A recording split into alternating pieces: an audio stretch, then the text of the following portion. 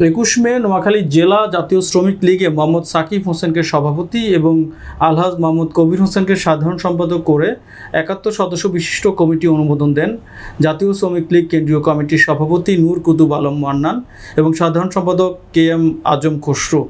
নবনির্বাচিত কমিটির সাধারণ সম্পাদক আলহাজ মোহাম্মদ কবির হোসেন আমাদের নোয়াখালী জেলা প্রতিনিধি মনির হোসেন সজীবকে বলেন, আমাকে জাতীয় শ্রমিক লীগ নোয়াখালী জেলা শাখার সাধারণ সম্পাদক নির্বাচিত করায় প্রধানমন্ত্রী জননেত্রী শেখ হাসিনা, বাংলাদেশ আওয়ামী লীগের সাধারণ সম্পাদক ওবায়দুল কাদের এমপি, জাতীয় শ্রমিক লীগের সভাপতি নূর কুতুব আলম মান্নান ও সাধারণ সম্পাদক KM আজম খসরুকে নোয়াখালীবাসীর পক্ষ থেকে অভিনন্দন জানাই।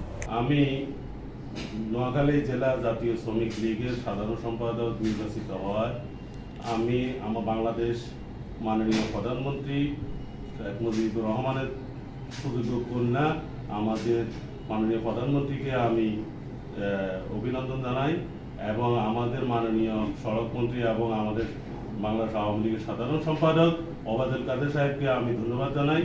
পাশাপাশি আমাদের জাতীয় শ্রমিক লীগের কেন্দ্রীয় কমিটির সভাপতি আমাদের নূর কুতুব মান্নান ভাই এবং সাধারণ সম্পাদক আমাদের আলহাজ বীর মুক্তিযোদ্ধা আলহাজ আজম খসরু ভাইকে আমি নোয়াখালী জেলা জাতীয় শ্রমিক লীগের পক্ষ থেকে আমি শুভেচ্ছা এবং অভিনন্দন এবং আন্তরিক কৃতজ্ঞতা প্রকাশ করতেছি।